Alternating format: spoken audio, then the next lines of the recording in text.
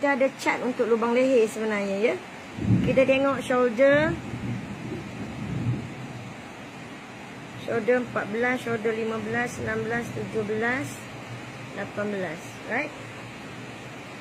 Kita tengok yang paling senang, yang kita hari-hari jumpa. Ini dulu, ya. 15, 2,5. 2, 3/4. 17, kita 3 inci dah. Okay. 3,5 inci. Ni ke arah sini. Maknanya ni bahu kita. Ni ke arah sini. Okay. Ini yang turun bawah. Ni turun bawah. Okay. Ni pun 2,5.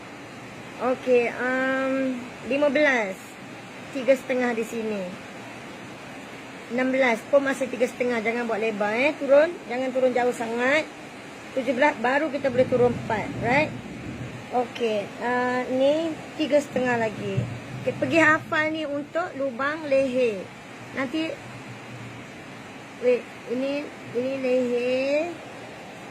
Ini turun sini, ini turun sini.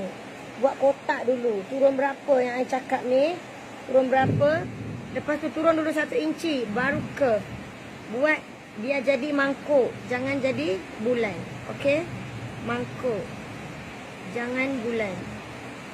Jangan bola, no bola. Okey? Ni cat dot ni.